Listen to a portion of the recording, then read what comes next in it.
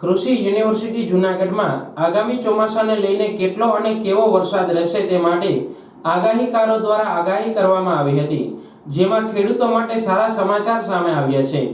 આ વર્ષે ચોમાસું લાંબુ રહેવાની શક્યતાઓ વ્યક્ત થઈ છે।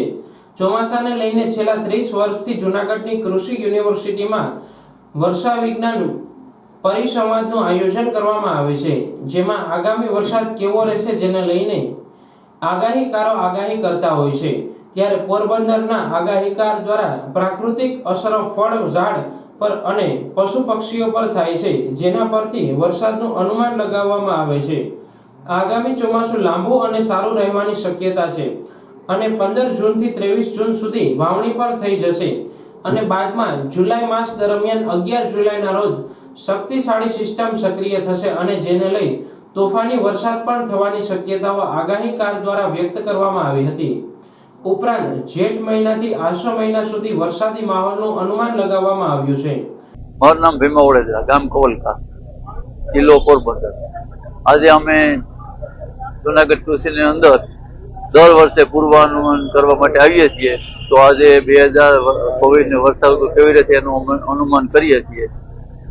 તો પ્રકૃતિની અસર ફળઝાડ ઉપર કેવી રહી છે, પશુ પક્ષી ઉપર કેવી રહી છે, એની બોલી ઉપર ભણતર ઉપર એવું અનુમાન આવે છે કે અવાર પુષ્કળ વરસાદ થશે, લાંબી વર્ષા ઋતુ રહેશે અને જેઠ મહિનાથી આસો મહિના સુધી વરસાદ વરસશે એવું અનુમાન છે।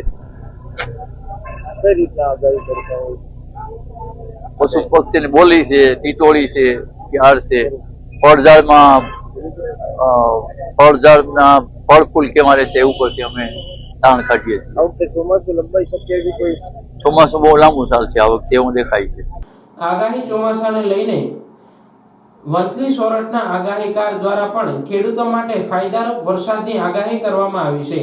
ખેડૂતો માટે શિયાળુ પાક મબલક થશે તેવું અનુમાન કરવામાં આવ્યું છે, પરંતુ નવરાત્રી પર ધોધમાર વરસાદ રહેવાની શક્યતાઓ વ્યક્ત કરાઈ છે અને પાછોતરો વરસાદ પણ સારો રહેશે અને ભાદરવા માસમાં ગરમી હોવાથી સાપ વીછી કરડવાના બનાવો પણ બની શકે તેવી શક્યતાઓ આગાહીકાર દ્વારા વ્યક્ત કરી છે। મારું નામ વામજા રમણીભાઈ ડાયભાઈ, વંથલી સોરઠ, જિલ્લો જુનાગઢ। હું વરસાદની 33% વરસાદની આગાહી આપું છું। ખગો વિજ્ઞાન ભરતી રાખીને આપું છું વરસાદની આગાહી। દુઆગા દયા સોમનાથન ઉમિયામાં વરસાદની આગાહી મારા બાપુજી ડાય બાપા છોકરા ભાવી વરસાદ આકાશી કળ આકાશ ચીતરી વનસ્પતિ ઉત્તર કોણ અખાત્રી કોણ ચૈતન્યના દુનિયા અને વરસાદની આગાહી આપું છું। આ વર્ષે ચોમાસું 55 થી 60 વરસાદ થશે, 3 સપ્તાહમાં વાવણી થશે, વેરાળમાં અતિવૃષ્ટિ થશે અને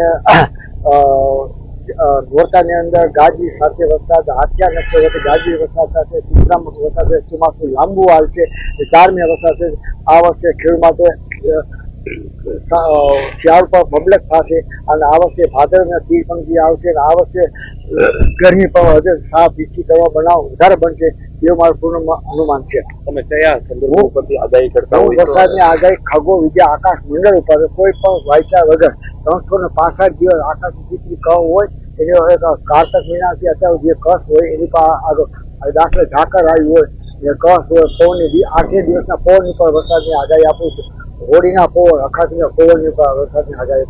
આ વર્ષે હોળીના પવન જે 6 મિનિટ જોવાનું છે, હોળી પર ઊંચી જવાથી અને આપણે 10 મિનિટ ઊંચી જવાથી રાજા પ્રજા સુખ શાંતિ સુઈ શકશે નહીં। હોળીના પવન અખર પણ વરસ સારું રહેશે મારું અનુમાન છે।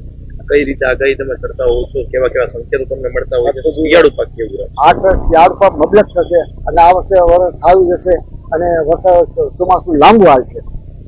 ચોમાસાને લઈને આગાહીકારો દર વર્ષે જુદી જુદી રીતે આગાહી કરતા હોય છે, જેમાં હોળીની ઝાડ, અખાત્રીજનો પવન, વૃક્ષોના ફળ ફૂલ આવવાની પ્રક્રિયા અને પશુ પક્ષીના રહેણી કહેણી પરથી આગાહીકારો વરસાદનું અનુમાન લગાવતા હોય છે।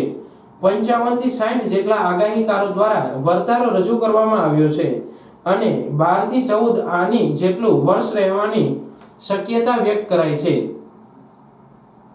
અને 54 થી 55 જેટલા વરસાદના દિવસો અને જૂન માસના બીજા સપ્તાહથી ચોમાસું શરૂ થશે અને ઓક્ટોબર 20 સુધી રહેશે તેવું અનુમાન લગાવાયું છે। આમ આ વર્ષે સારો વરસાદ રહેશે તેવી વિજ્ઞાન મંડળના આગાહીકારો દ્વારા આગાહી કરવામાં આવી છે। વર્ષા વિજ્ઞાન મંડળ અને જૂનાગઢ કૃષિ યુનિવર્સિટીના સંયુક્ત ઉપક્રમે આજે વર્ષા વિજ્ઞાન અંગેનો સેમિનાર રાખવામાં આવેલ. આ વર્ષા વિજ્ઞાનની અંદર રાજ્યના જુદા જુદા વિભાગોમાંથી 55 જેટલા આગાહીકારો પોતાની આગાહી રજૂ કરેલ છે, જે સંપટ સ્વરૂપે આપણે બધાને આપવામાં આવશે.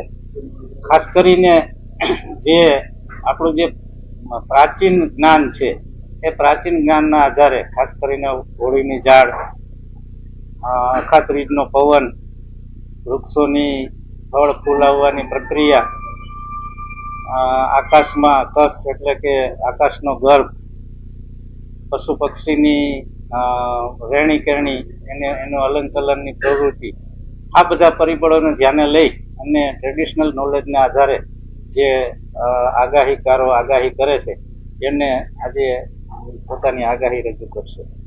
ખાસ કરીને આ 55 જેટલા આગાહીકારો પૈકી સામાન્ય સૂર એવો નીકળે છે કે જૂનના બીજા વીકથી 2 તબક્કામાં વાવણી થશે અને જૂન અંત સુધીમાં બંને તબક્કામાં વાવણી પૂરી થશે. સામાન્ય રીતે આ વર્ષે 12 થી 14 જેટલું વર્ષ જેવું વર્ષ થવાની આગાહી પણ કરી છે. સામાન્ય રીતે 50 થી વધારે લગભગ 54-55 જેટલા વરસાદના દિવસો રહેશે અને જૂનના બીજા વીકથી શરૂ થઈ અને ઓક્ટોબરની 20 તારીખની આજુબાજુ ચોમાસું પૂરું થશે. સામાન્ય રીતે વરસાદ સારા માત્રામાં થશે. ઘણા આગાહીકારોએ હેલીની એટલે અતિવૃષ્ટિની પણ આગાહી કરી છે, પણ એમાં બધા આગાહીકારોનો સૂર કે એકમત થતો નથી. એ જ રીતે ચોમાસા દરમિયાન જે વરસાદના દિવસોની ખેત ઊભી થઈ છે એ બાબતે પણ આગાહીકારોનો સૂર